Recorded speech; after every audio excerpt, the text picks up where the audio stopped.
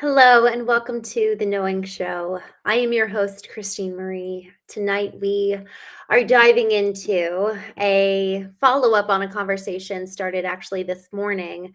I have been going live every single morning since January 1st, reviewing it's called A Course in Miracles. It's a book really just it's felt like mental gymnastics for me in so many ways. I started reading this at the beginning of 20, or actually at the end of 2023.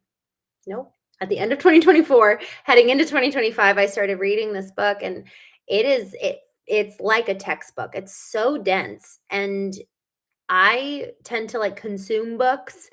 So I'll read the same book for a couple of months and just pick it up when I have kind of time and um and then put it down after even just reading a page or two because I'm like I want to integrate that. I want to change my life according to that lesson or that concept and then I'll pick it back up when I'm kind of ready to consume something else. So I have not finished the textbook of A Course in Miracles, but they have a daily workbook. And so you do one lesson every single day for 365 days. It's been so good. And one of the things that I've learned over the last 6 months of going live every single day is the more we talk about what we're learning, the more it solidifies in us. And so, frankly, for those listening, whether you decide to create your own content or just really intentionally have conversations around the dinner table, sharing what we learn in whatever modality, it really like cements it in us. And it also challenges us as we start to have back and forth and dialogue around a concept. It illuminates it in such a larger way. Jordan Peterson even says this concept of like, ideally, we have the ability to take a concept in our mind and actually battle back and forth around that concept and really go to war with ourselves to figure out what we really believe about something. How much more so in a form such as this, and then how much more so in person and in conversations with other people. I've been hosting something called the Knowing Dinner ever since 2024, and also the Knowing Retreats. And so the whole, I guess you could say, model for the dinners is that I come with a question and then we go around for about 2.5 hours, and everybody answers that one question. And we get really deep with people. You know, folks, sometimes we end up crying, and sometimes it's just really, really unpacking layers and going deeper by way of additional questions on top of the first one that I shared. And it's like a really, really it's what do I want to call it? I would honestly say a precious time because it's people really opening up and sharing parts of who they are in a way that most of the time when we get together with folks, it's surrounded in a big group and it's surrounded with not just people, but also sometimes it can just be kind of shallow conversations because we don't have the genesis question to kind of kick us into gear and go deeper. So it allows for space to go deep. So I just want to hop over to the chat. I'm live in a couple different places, but Brian, so good to see you. Paul, Devin, thank you guys for joining tonight. We are talking about a conversation that actually was started this morning on A Course in Miracles conversation. We were going through lesson 24 today. And one of the things that we were talking about this morning, the lesson actually has to do a lot with the fact that we actually don't have our best interests at heart or best interests in mind, which at first blush, you're like, wait a second, of course I do. I want what's best for me more than it does. But as we were going through the lesson this morning, it really unpacks how when we actually lean into what it is that we want, usually there's very conflicting out. And so today's exercise, this is the exercise that we are supposed to do. And I just want to say a quick moment, shout out in the chat, BAF. Good to see you. Thanks for joining. Banana Harry, no. Sounds exciting. But thank you for coming, Lou, Gimon, Chris. Thank you so much for hopping on, y'all. We are diving into a conversation that was started this morning, but I wanted to share with you literally the phrase that catalyzed tonight's conversation for context, because the more that I've been engaging with other people, the more definitions matter and context matters before we dive into any subject. In fact, some of the folks who go at it in debates with each other for like 3 days. They will start the next, the day after the first debate, they'll actually open their remarks with, I'm going to repeat back to you what I hear you saying. And then you have to verbally affirm that I'm saying it right. Because if we're not fully understanding where someone's coming from, it is so easy it's like ships in the night. We just completely miss each other. So I want to read to you what it is that we've been, the lesson from this morning, and then the prompt that I've been kind of moving through. I set my alarm about 5 different times today and went through this prompt. So in the situation, so this is what you're supposed to do. There's 5 practice periods today where you're supposed to take the prompt that she gives you. So this is the prompt. In the situation regarding blank, you put in whatever it is that makes you upset. I would like, and then you insert whatever outcome to happen. And I would like, insert another outcome to happen.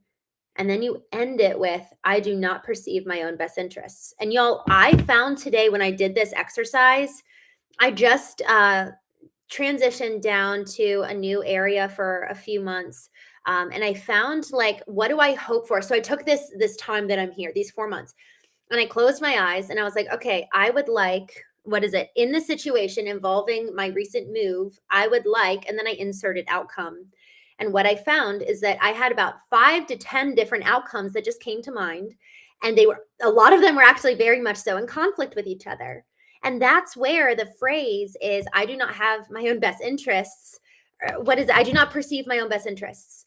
It's so wild because we think we do, but then when we actually start doing the work and listening, it's like, oh my gosh, this morning I gave the example, I want freedom in relationships. I want all the flexibility. I don't want anyone to depend on me. And I want to be wanted. I want to be included. I don't want to be left out. Those are very much so coming in conflict with each other. And so while we were looking at this exercise from this morning, I encouraged people to write effectively, I wish. So for every single circumstance that came to mind that felt rather upsetting for us, literally write down, I wish, and then just let the pen or pencil flow. What I've found, because we'll do this exercise sometimes at the knowing retreat. So the knowing dinner is a space for about 2.5 hours where I lead with a question and then everybody answers for themselves. The knowing retreat is what I call the boot camp of the soul. It's 3 or 4 days, and we just go so deep into removing the layers. Michelangelo, I can't say his name. Michelangelo was asked one time, how did you create David? David was just this sculptor unlike anything other. That in his time, especially, it just was remarkable how he created this beautiful piece of art. And I mean, honestly, it's stunning. I haven't seen it in person. I've been to Florence, but I haven't seen Michelangelo or David by Michelangelo. But he was asked, how did you create David? And Michelangelo said, I removed everything that David was not to get to David. And so a lot of times we actually need to shed the layers to get to the truth of who we are, the truth of how we really are feeling or thinking, or what's going on inside of us. And so this boot camp of the soul is effectively that, removing the layers and really analyzing what's inside of me, like who's there. And with this exercise today and what we do at the retreats is that we actually take a moment in time, a moment that was painful, a moment that was hard, a relationship, and then we write out, I wish. And it's just, I wish, let's say I hosted a retreat just for men, and every single man who came, their father had left them. That wasn't planned. It was serendipitous, to say the least. So every man there had lost his father by way of him choosing to leave. Losing someone by their own design is devastating. And we don't talk about grieving the living enough. We talk about grieving the dead, but we don't talk about grieving the living. And so to have your father intentionally choose to leave you, I just cannot imagine that amount of pain. So taking that circumstance as an example and then writing down, I wish you'd stayed. I wish I had followed you. I wish I had taken better care of my mom. I wish you were dead. Like all these things that actually, when you read the list, you look at it and you're like, oh, there's some conflicting wishes here. Because at the end of the day, there's just so much pain. But in allowing the free flow subconscious to just write out, like, I wish and whatever it is. So this morning, that was an encouragement in terms of in addition to what she had given us. So the prompt was, in this experience, put in the blank of whatever the experience is, and then you effectively say, my ideal outcome would be, and then you insert the blank. But I just really like the question of, I wish. What do you wish would have happened? What do you wish were different in a circumstance, in an environment? And that proceeded to having this conversation today because someone put Brian, sweet Brian, put in the chat, or actually he put on my Facebook. Um, he said, "What do you do when you don't know what you want or what you wish for?" And I thought that that was just such an important comment because so much of the time, so much of the time, we actually have our head down and we're busy doing the day to day that we're not actually awake to our own selves, much less what we wish or dream or want to begin with. And so that is the conversation that we're going to have tonight. And that's how we kind of came upon this subject to begin with. But before I keep going, I just want to jump into the chat and say hello to some folks. We are live on a couple different places. And so I just wanted to say hello. Laid back Zach, thank you for joining. Chris, James, Chris. Just looking here at some of the chats. Unlikely Art, thank you so much for joining here. That's so encouraging to have you. King Kuswas, good to see you. Massey Mayhem. Guys, I really am excited to have a good conversation tonight. So please feel free to put questions or comments. Like, I'm actually learning a lot from each one of you. The more that you guys are putting your thoughts and what you've learned in the chat around what we're talking about. So please, please, please feel free to put something in here that's worthy of mentioning. Brian, good to see you. I'm glad you're here. Vukalex, however you say it, thank you for joining. Lord Naruku, I'm just looking through. Austin. Brian, you just said, what's the difference between living and existing? I think I existed for a number of years throughout my 20s. I lived in and out of that. I would say that if you're talking about defining terms, from my experience, right? Because that's all we can know and share. I feel like I existed because it wasn't sourced from who I was uniquely created to be. So it was like a replica, kind of a replica of what everyone else was doing around me, who everyone else said I should be. And it was because I was so suppressing my emotions and because I was so not living with the right hemisphere of my brain activated, just my left, and I viewed emotions as weakness. I think that actually it removes, think of it like a trap door almost. Like if we're just staying above the surface of, okay, or actually the iceberg analogy. We were talking about that this morning and yesterday. It's like you see the tip of the iceberg. And if we're only engaging at that level, we only can go so deep and we can only experience so much of life. If we're unwilling to experience emotions that are bad or painful, or we've already experienced life to be painful, and so we're unwilling to then experience joy because we don't want to be brought back to pain. So we're just living at this like very neutral part in life, and we're unwilling to feel.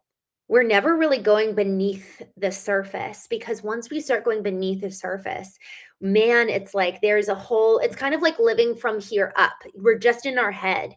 We're not actually accessing our heart. We're not actually accessing our body. What I've experienced so much over the last couple of years is that emotions and our physical body are really, really linked. I get sensations in my body when something is not right. Like my gut, it starts firing, my chest tightens, even my throat will start to close up. And I'm learning that actually different physical manifestations are tied to different things that have gone wrong in the past. Like if my throat is tightening, am I actually not speaking the truth, or is there something I'm ignoring about my own experience that I haven't been paying attention to? And then with the gut, a lot of times in the gut, when you have a sensation there, sometimes it can be tied to shame.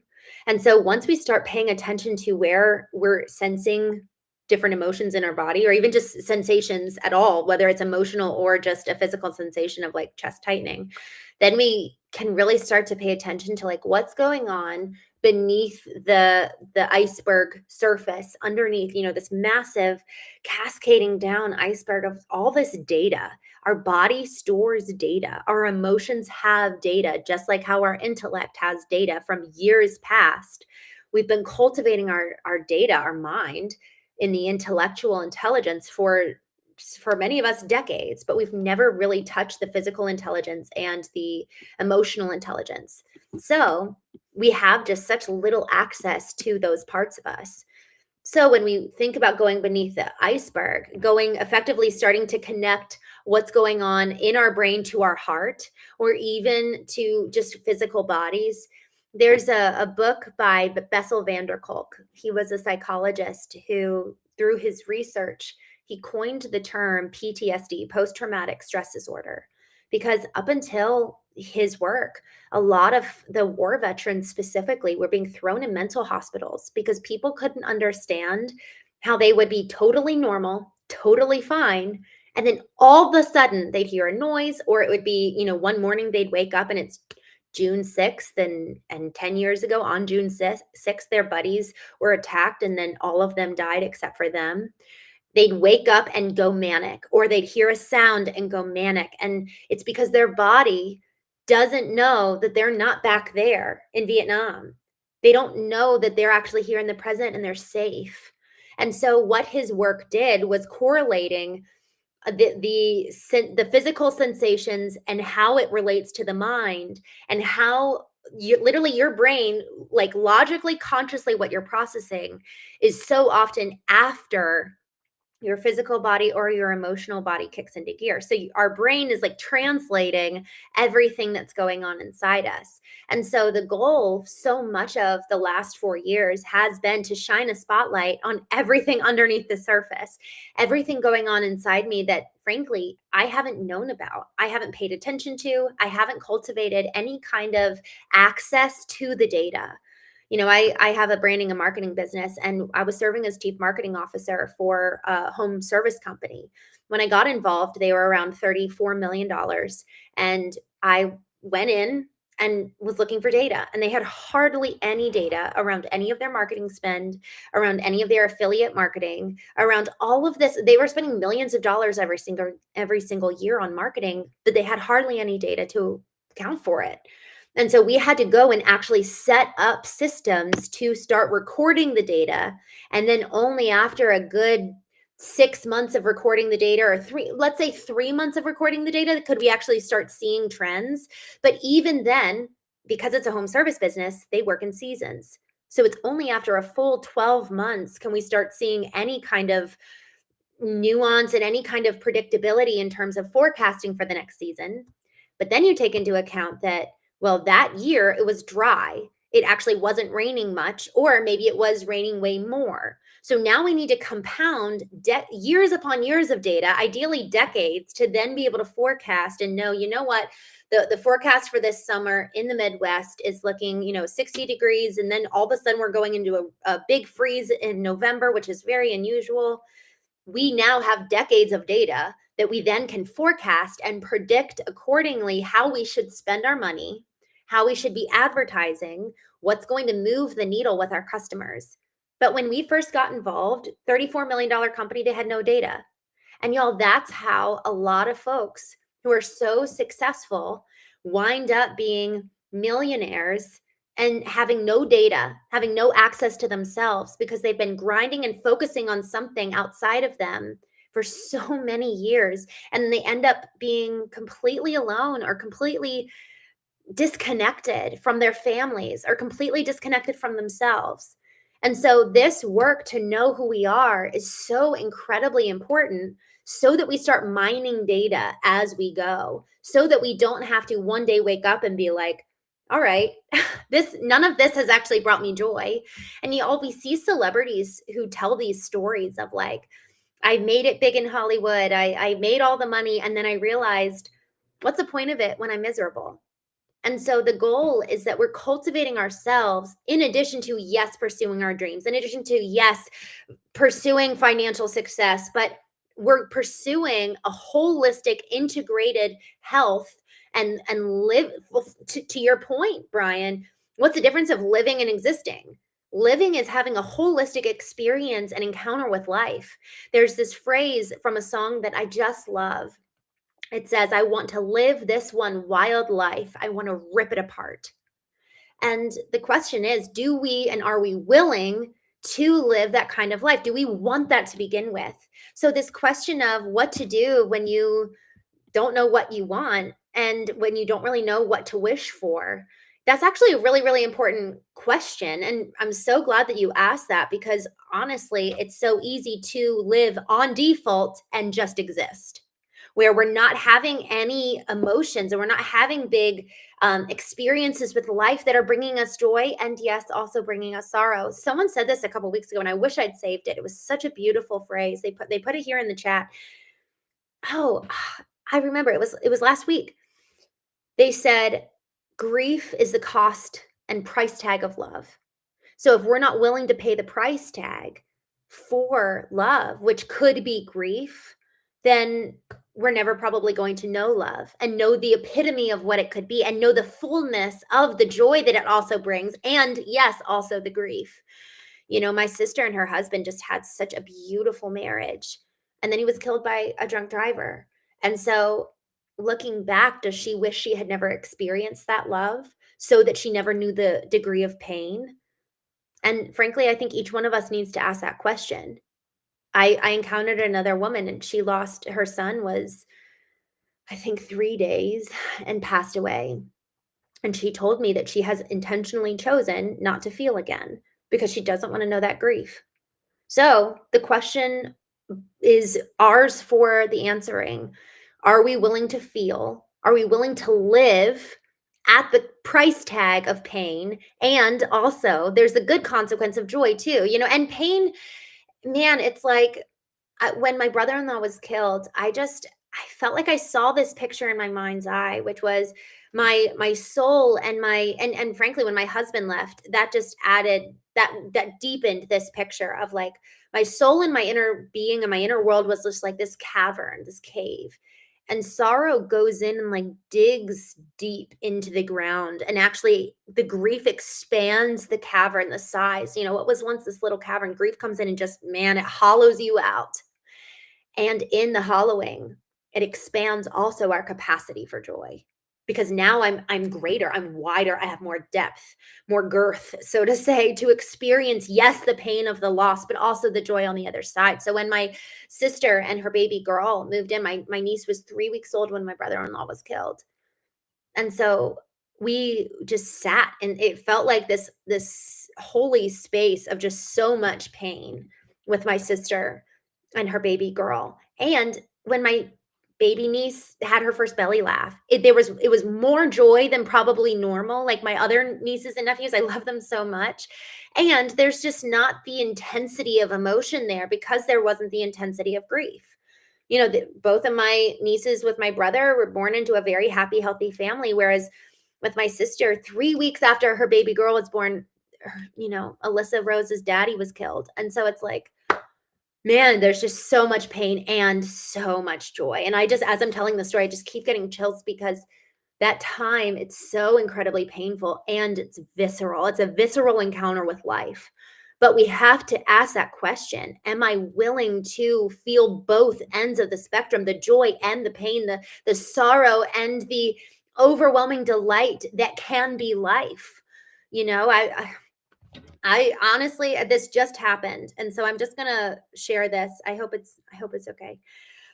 I'll find out if it's not. I posted this on my Instagram. This is by y'all, I don't know. I haven't studied Stoicism and I don't know how to pronounce this guy's name. I think a lot of people know how to pronounce his name. I don't know how to say it. Epic. Oh gosh. Epictetus. I don't know. I should have just spelled it for you. I have no idea. Epictetus. He's a Stoic philosopher. This is what he says. If your choices are beautiful, so too will you be. And then I got a message from someone that just was so upset because we live in a really broken world. And he's like, the world's not beautiful, it's broken. And, and he was making good points because it is broken. There's so much pain. And two, we also have the choice about what we focus on. We have the choice. This is the whole thing of A Course in Miracles every single morning. And it's maddening because I remember when my brother-in-law was killed, I did not want to participate in joy whatsoever. Joy was just kind of on the other side of what was the natural way of living. And living, Brian, to your question of like, what's the difference between living and existing? As I was living in the grief and letting myself feel it, I couldn't help but also feel the joy that was just a natural, it was like bubbling forth. There's an overflow. Our bodies actually need the other side of joy. Otherwise, it just plummets you into the ground. And that's why people literally die of a broken heart.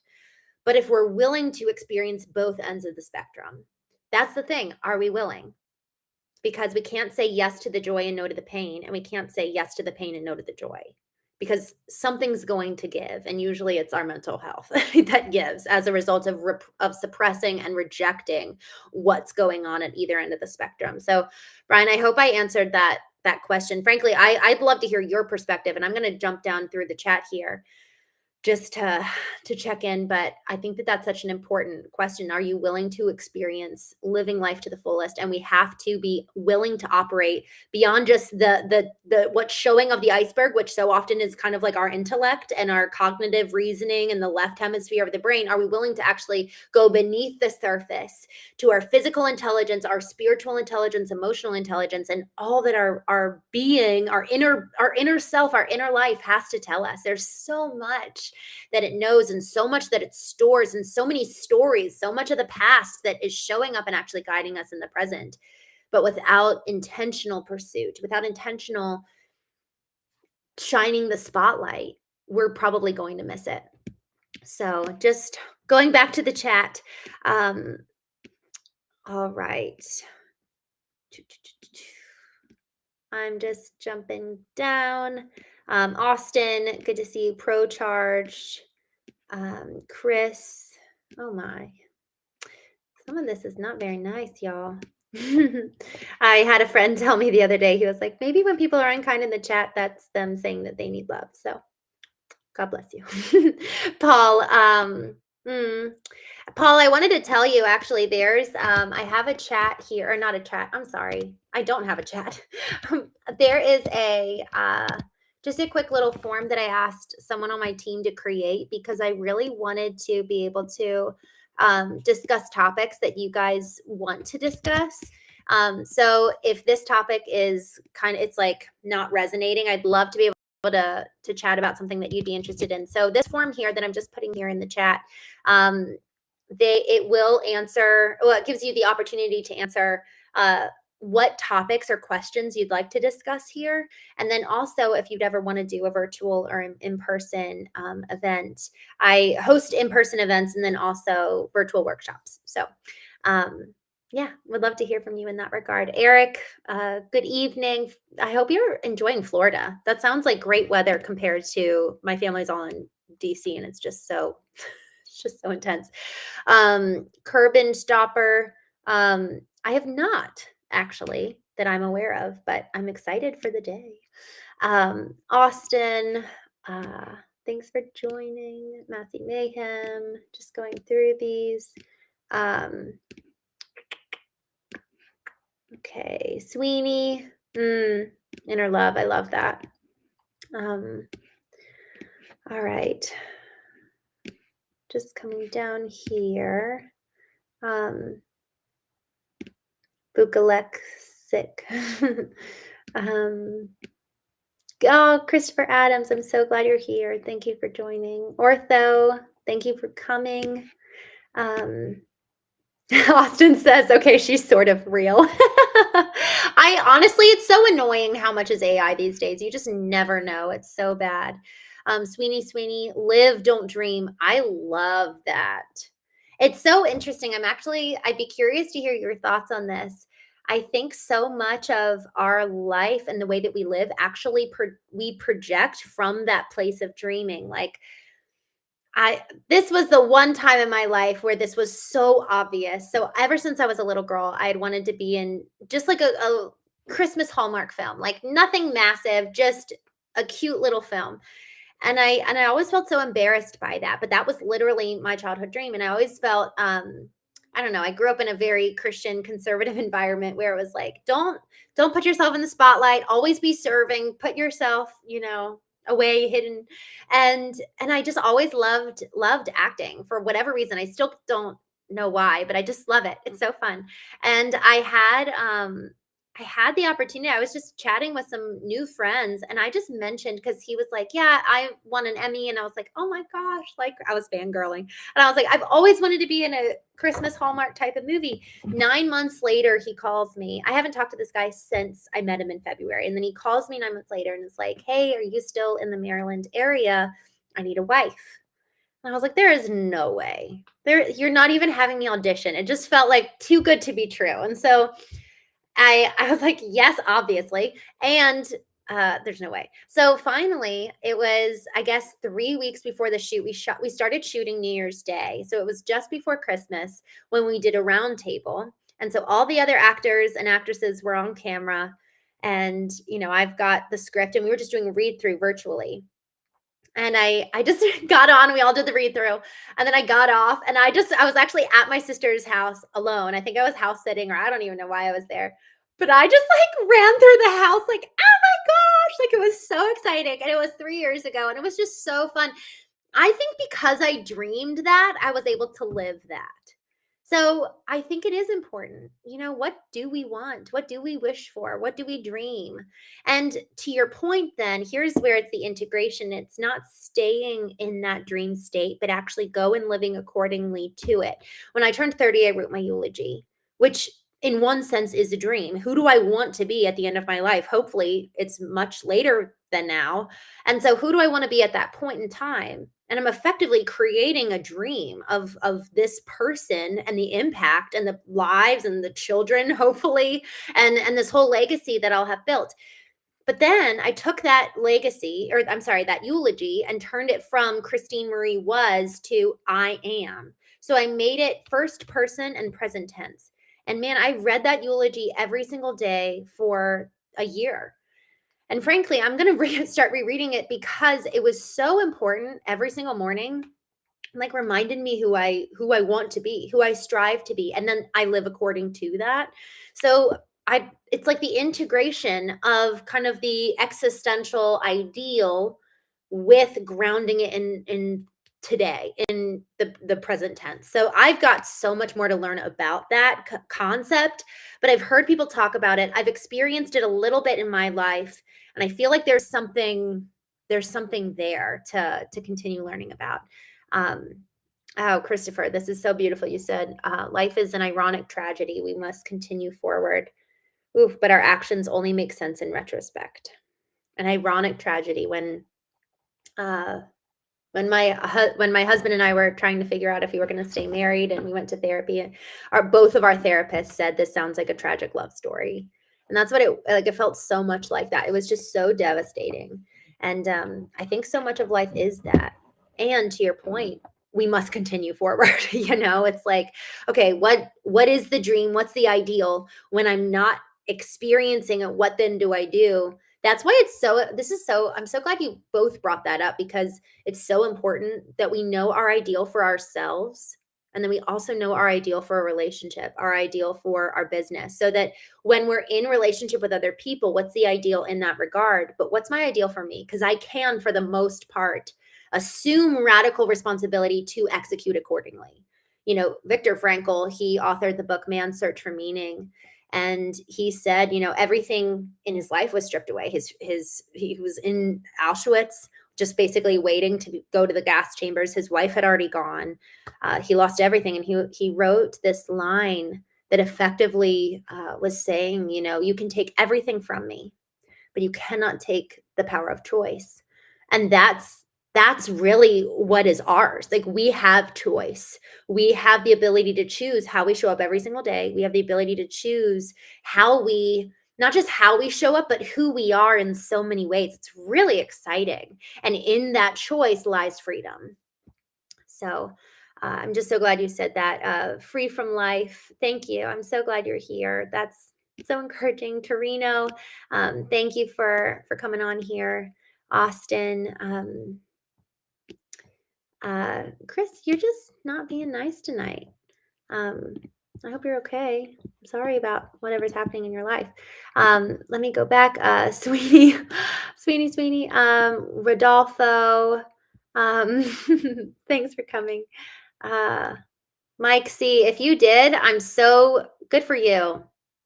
Seriously. And Mike C just said, I just got out of jail last night. I'm so happy. Um, it's funny, you say, I would assume you meant a physical jail, but it's funny because so many of us are living in emotional, mental prison of our own making. So much of the time, if we haven't done the work to actually examine what we have inherited and what we've taken with us from the past, we actually are living in the prison.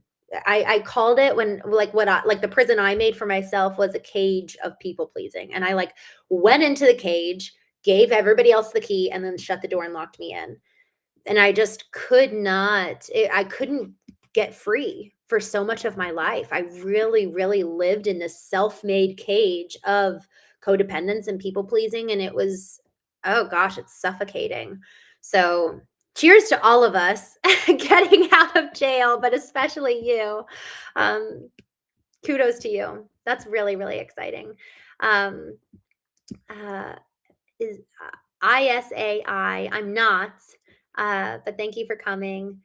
Cameron, very new to your channel. I don't know if we acknowledge the same one, but I do believe in a creator. So I just freaking I love God. But thank you so much for joining on here. I'm glad you're here. The real term, the unlimited, I'll win ma. Thanks for coming. Charlie Angel, single Charlie Angel.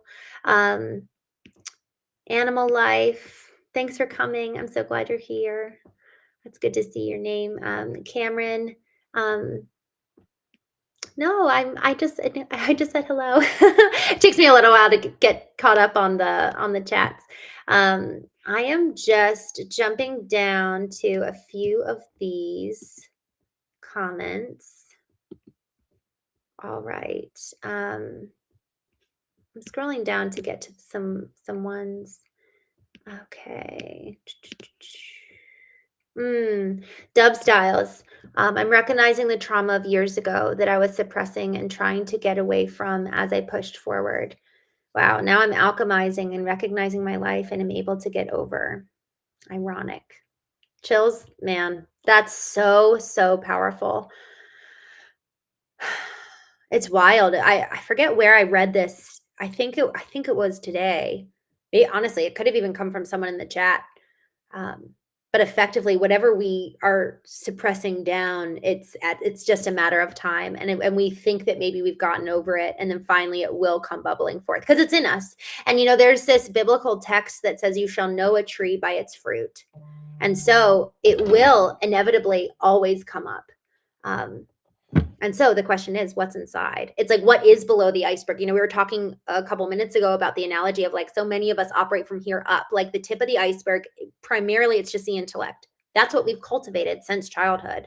And then when we have pain, we just stuff it down beneath the surface. But all of that's there. And when you look at the proportional weight underneath, that tip of the iceberg is way bigger and way more powerful. I'm actually seeing this. I've been watching, my grandparents get older, and, for half of them have passed on by this point. But as they get older, they become more ornery, and what they suppressed came out and is continuing to come out. And I'm even seeing it with my parents, whatever they didn't share, it's starting to come out. And that doesn't mean it's all bad. Sometimes it's good stuff, but the point is that so much of what we suppress will come out at some point, or it will actually just corrode and erode what is good inside us. It either eats away at us internally or comes out of us because it can't stay suppressed. So either it eats away and kills other parts, or it comes out in terms of like responses that we can't control. So I love that you said alchemizing. Alchemy is probably one of my very favorite concepts. Not ignoring the reality of the situation, but to alchemize something is so incredibly powerful. Um, I love that. All right, I am just jumping down. I quit trying to succeed because I was just living in the results and forgot what I was leaving in the wake. Wow. I quit trying to succeed because I was just living in the results. You know what? It reminds me of the book Gap and the Gain by Dan Sullivan. Um, Frankly, this is a lesson I need to continuously remind myself of. I feel like I need this, like, not even on my head because then I wouldn't see it, but I need it like as a tattoo or something, to live in the process. The process and the now is the cultivation of who we are. That is the growth period. And so for so long as we're chasing the target, so long as we're chasing the results and the outputs, we're actually missing out on the limit on the here and now. Brian, you asked this earlier, how do I live versus exist? And I think living is, yes, experiencing the full range of human emotion and the human experience with all intelligences being online. It's also living now. Existing would mean that we're actually not here in the present. It's in the future. And here's another thing, just to add dynamicism to it. It's our present. We're not somewhere else. Their present is not here with us. So really, if we're living in the news, or we're living in someone else's, according to someone else's feed, we're not actually living our life. And that's great some of the time. If we're in a really dark place, we actually need to live that so that we're not suppressing it and pushing it down. But also, if we're actually enjoying some really good seasons of our life and other people are struggling, that's a hard one, to experience empathy for the other person and extend prayer while staying here and present, or extend help. Sometimes realistically, so much of what we're seeing in the news, there's not a ton we can do other than advocacy. Like, now we get into the question of philanthropy and advocacy and all of that. But I'm talking about right here, right now, in terms of like the normal day to day, like from the moment you wake up to the moment you go to bed. How are you living? How are you choosing to live? What are you training your mind in accordance with what you're processing or not, beneath the surface of the iceberg? The alien metals, thank you so much for coming. That's so encouraging. Dennis Bass, I do. Thanks for coming on here. Mr. FNH, thanks for coming. Mass Mayhem. Lyndall Jr., I'm so glad you're here. You must go through the pain. Oh, refusing it will cost you 10x as much. Isn't that the truth?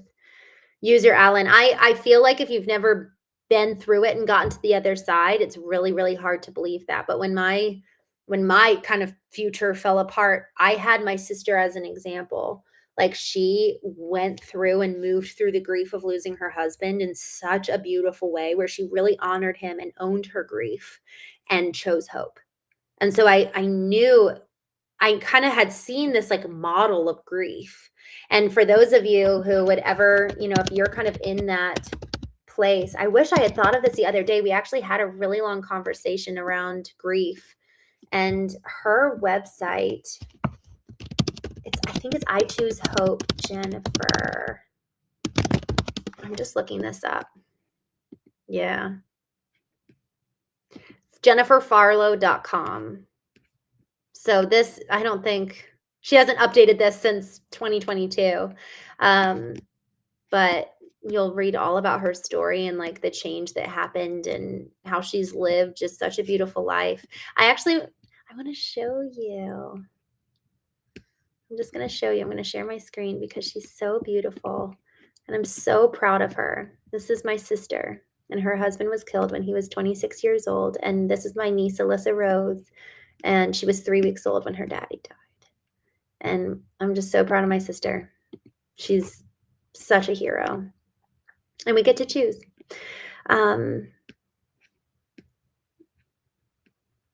Okay. Oh, I'm so sad. It says that my voice, you guys are saying my voice isn't matching. That's weird. I don't know why. Hmm. Oh well. Oops. um, mm, wow. Oh man, this is like one of the most realist, that's a word apparently. Um, most real, these two comments back to back. You will experience pain regardless. It's up to you whether you choose or not. That pain comes from progress or remorse.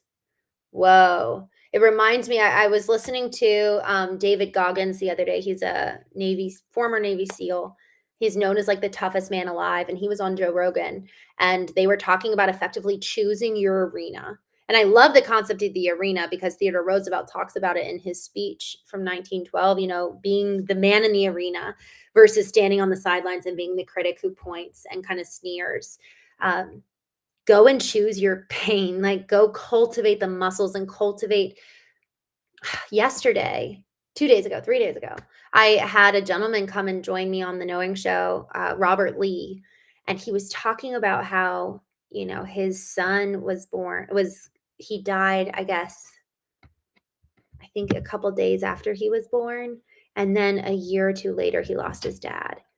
But what he pointed out during that conversation was that he had done so much reading, so much like education effectively around how to strengthen your mind and how to conquer your mind and how to take care of yourself so that when devastation came and met him, knocking on his door, he had something to combat it. He had some way to basically like tend to himself. So the work that we're doing right here, right now in this conversation and outside of it, us chatting in the mornings for A Course in Miracles and us really moving through the pain and talking about it before the pain comes. This is the time. And if the pain is here and now, there's no time like the present. But for so many of us, if we haven't yet, now's the time. My dad told me this. I remember being 17 years old. One of my dearest friends, her dad got ALS and he passed away and she was a senior in high school. It was like a couple months before graduation. And I went to my dad and I was like, Dad, how do I know that I would have the faith to withstand something like that? How do I know that I wouldn't like basically turn and curse God? And he was like, well, that's why you strengthen relationships now. Well, before like it gets terrible like that. Like ask the questions now. Go contend with God. Build the muscles.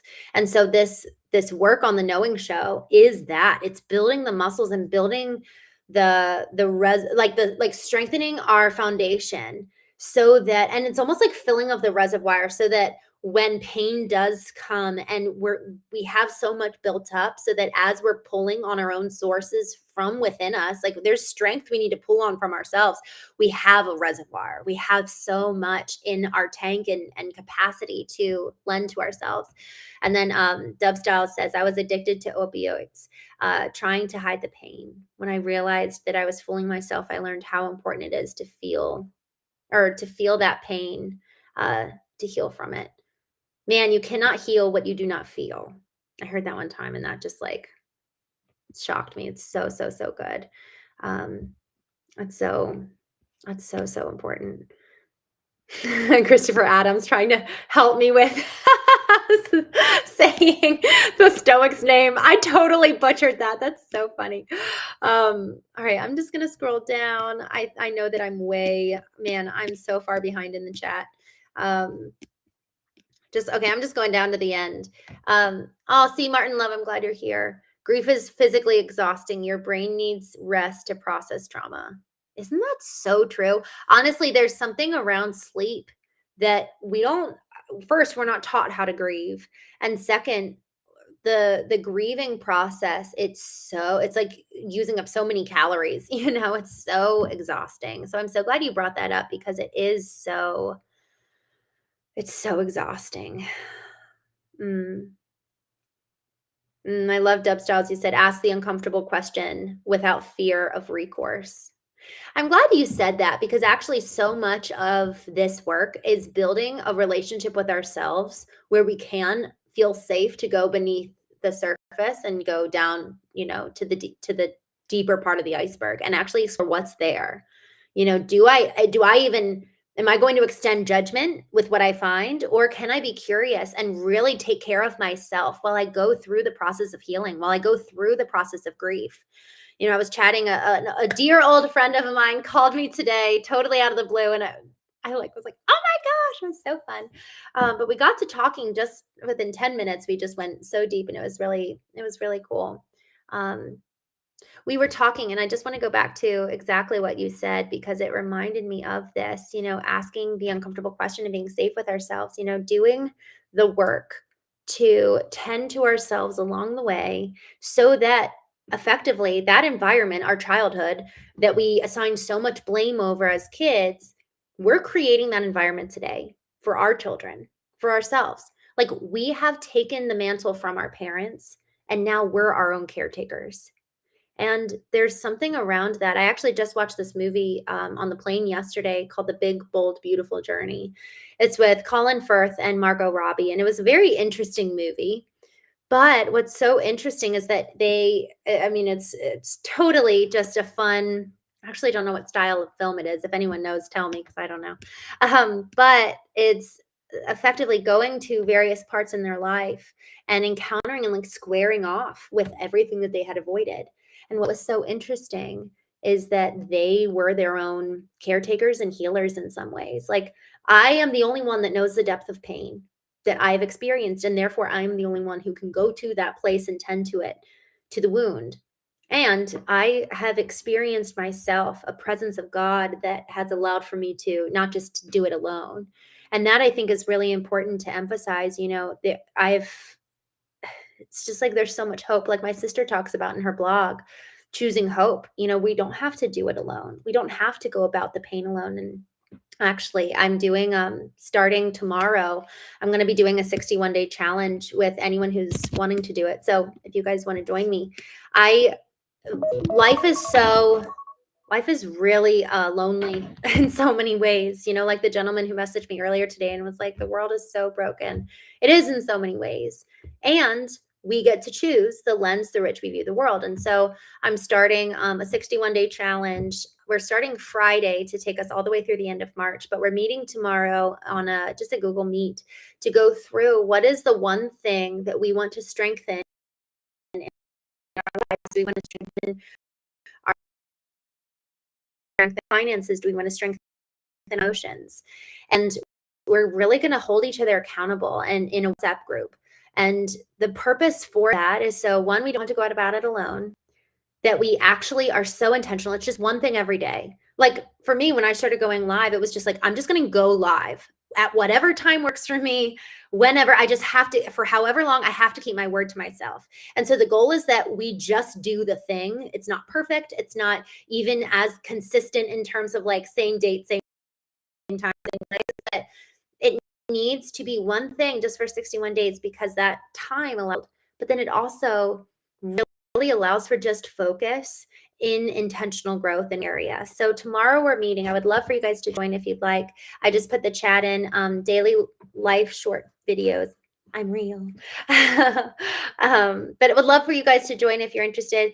I would really ask, there's something around this time that I really want it to be intentional. Like the rules for this are that we're all committing to radical responsibility, where we're not sitting in the passenger seat of our life and blaming everybody else for why our car is going in the direction it is, but rather we're willing to sit in the driver's seat, assume radical responsibility, and do the work. It's hard.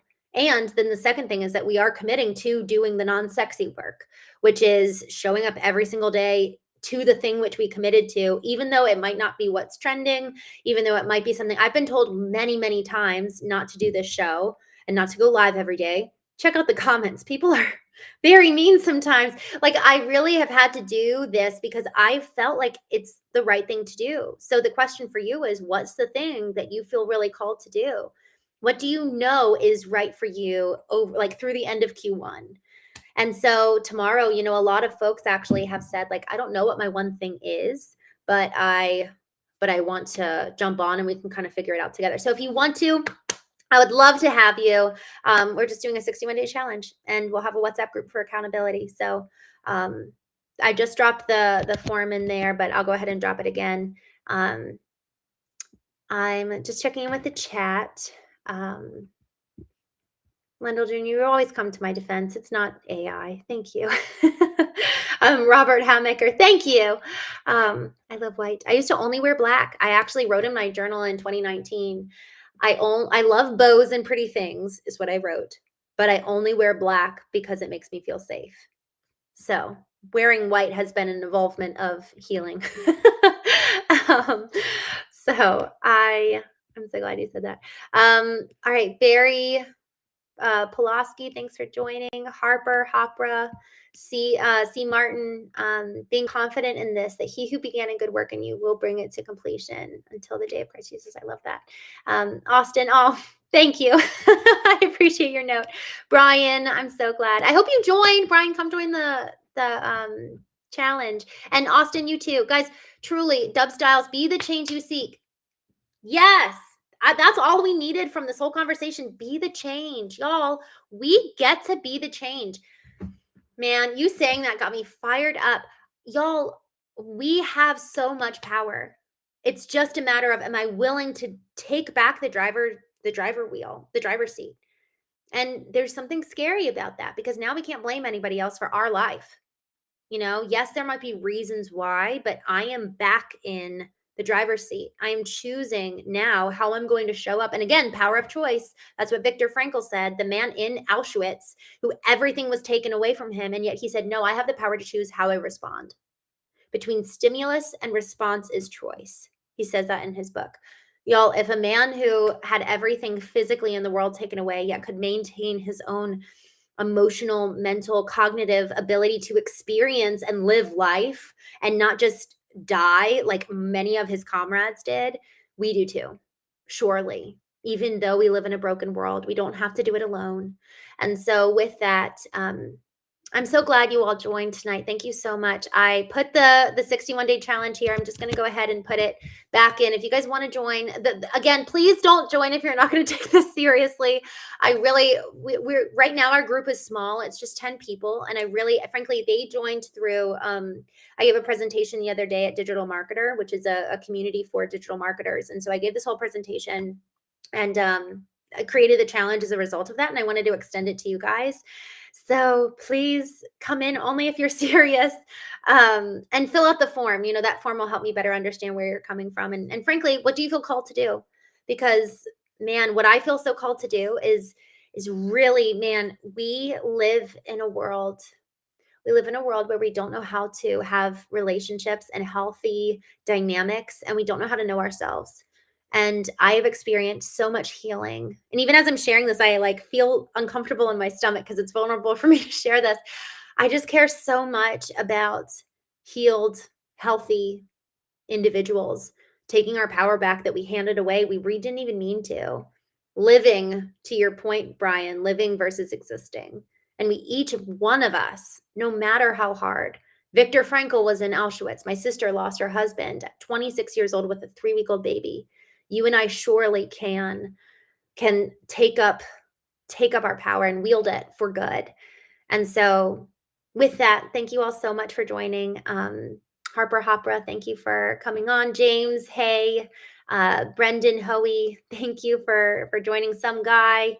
Volkaleski. Austin, thank you so much for joining. Bruno. Dub Styles. I'm so glad that I just so appreciated your comments tonight. Thank you so much. I hadn't seen your name before, so I'm just really glad that you came on and you just had a lot of insight. So thank you. Hi, Lords of Pizza Planet. Man, pizza sounds great. I have never healed from abstract grief. I think that's something I would need a definition of terms on, but I'm actually going to save this. You know what? Hold that thought, and then if you don't mind, go ahead and put that question, defining terms if you can, put that question here. I created a form that, Brian, you asked the question on Facebook, and then that guided our conversation tonight. I don't think I really answered it. I'm sorry. We'll do this one again. I didn't really get into how do you know what you want? I got taken away with the question of living versus existing. So I'm sorry for getting derailed. But I'm gonna address this tomorrow or on Monday. And then What did you say? Let's see. High Lords of Pizza Planet, abstract grief. I'm actually super intrigued by that. So if you put that in the, I just put it here in the chat, but I'll go ahead and put it one more time so it's at the top. Grief for what never was. Man, that's like a movie, a book, podcast. I'm going to copy that. Let's talk about that tomorrow. I'll be going live at 8:30. Oh, I just pinned your thing. I don't know if you guys can see that, but I guess you can do that. All right. That's what we're going to be talking about tomorrow, y'all. Grief for what never was. So thank you. That's such a beautiful, brilliant question. Dub Styles, I'm sorry I didn't see or recognize it. I'm sorry. I'm sorry. I feel terrible for not seeing it sooner. But thank you. Thank you for your comments. All right. Abstract grief. C. Martin Love says abstract grief refers to the experience of mourning loss that lacks a physical or concrete existence. All right, y'all. This is what we're going to be talking about tomorrow. 8:30 a.m. Eastern tomorrow morning. We will be going live. 8:30 p.m. tomorrow night. We will be going live. Tomorrow morning we're going through A Course in Miracles. Tomorrow night we're going to be talking about grief for what never was. So with that, thank you all so much for joining. I hope you have a wonderful night, and just, man, I hope all of us feel a little bit more alive, truly, rather than just existing. So with that, thank